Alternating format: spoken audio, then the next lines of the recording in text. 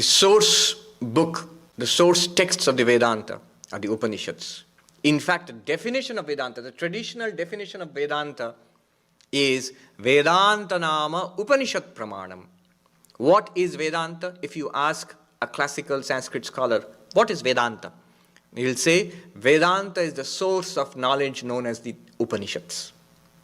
Vedanta means Upanishads, the texts called Upanishads. What are these Upanishads? They are part of the fundamental spiritual texts, religious texts, the scriptures of the Hindus, the Vedas. The 4 Vedas, Rig Veda, Sama Veda, Yajur Veda, Atharva Veda. These are the fundamental, the core spiritual, the scriptural texts of the Hindus. And these Vedas are vast, there's a vast corpus of literature. Now, towards the end of the Vedas, sometimes in the middle of the Vedas, you find these texts which set forth the highest philosophical wisdom.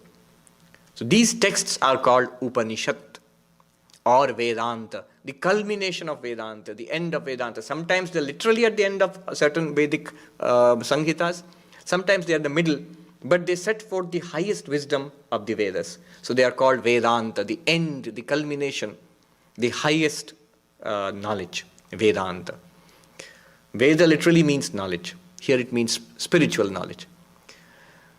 There are many Upanishads. But among them, 10 Upanishads are of particular interest and importance. And these 10 are important because some 1300 years ago, Adi Shankaracharya selected them for writing commentaries, extensive explanations. So these are the central Upanishads upon which Vedanta is based. Isha Upanishad, Kena Upanishad, Katha Upanishad, Prashna Upanishad, Aitairya Upanishad, Taittiriya Upanishad, Mundaka Upanishad, Mandukya Upanishad, Chandogya Upanishad, Brihadaranyaka Upanishad. The 10, we call them major Upanishads because Shankaracharya commented upon them. Some of them are very small. Isha Upanishad, Mandukya Upanishad is the smallest. Some are very big. Brihadaranyaka, Chandogya, these are very big Upanishads.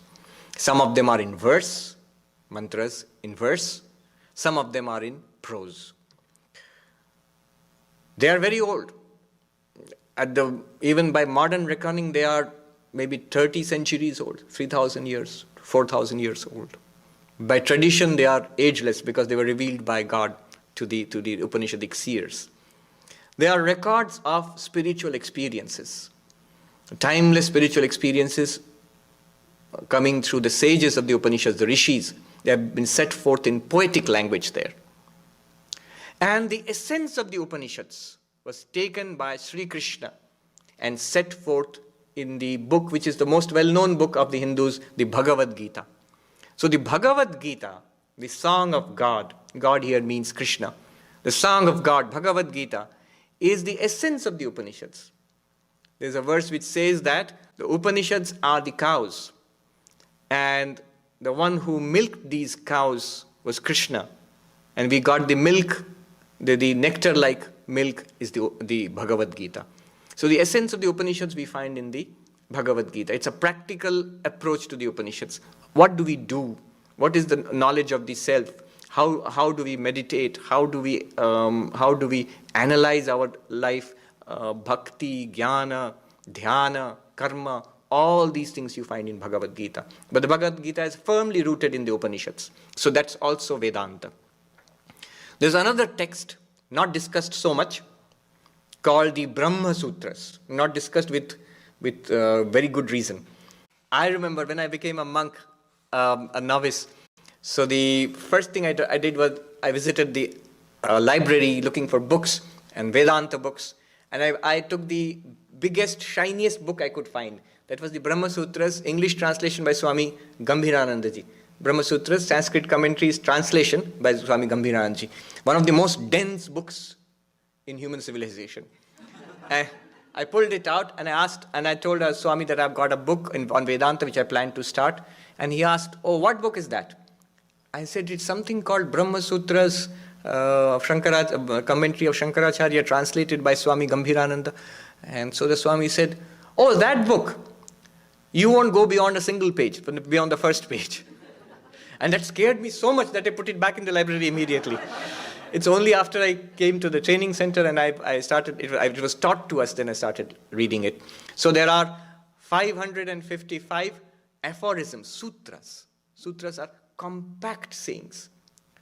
And these aphorisms, a lot of meaning is packed into each sutra.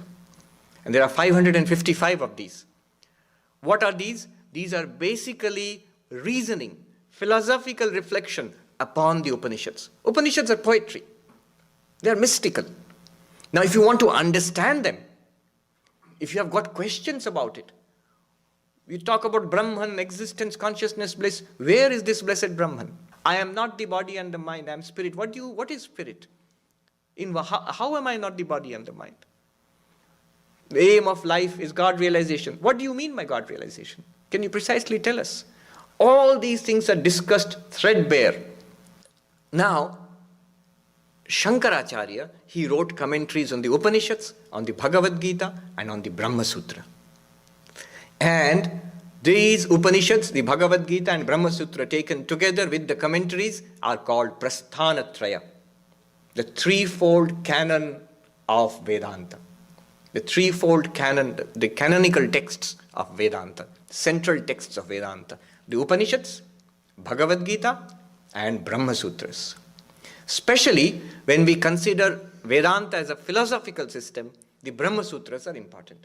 So Brahma Sutras with Shankaracharya's commentary forms the basis of the philosophical system known as Advaita Vedanta, the non-dual interpretation of Vedanta. There are other types of Vedanta, different flavors of Vedanta, if you will.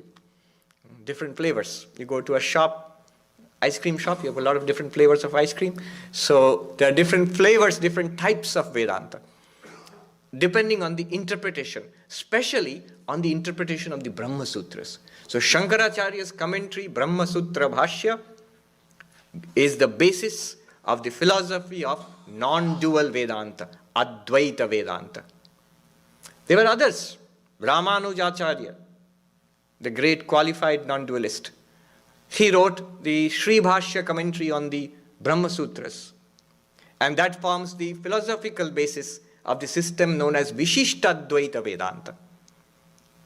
Madhvacharya wrote the Purna Prajna Bhashya on the same Brahma Sutras, which forms the basis, the philosophical basis of the great system known as Dvaita Vedanta.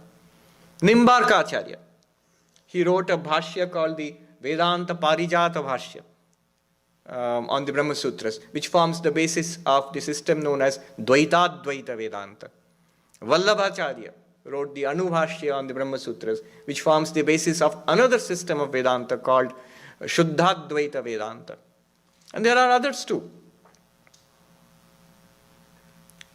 There is the Govinda Bhashya on the Brahma Sutras, which forms the basis of Achintya Bheda Veda, the philosophical system of the Gaudiya Vaishnavas. If that doesn't draw any sign of recognition, the Hare Krishnas, so they are rooted their tradition is rooted in the Gaudiya Vaishnava tradition, which is a stream of Vedanta, which has Achintya Bheda Vedanta at its core. So these are varieties of Vedanta.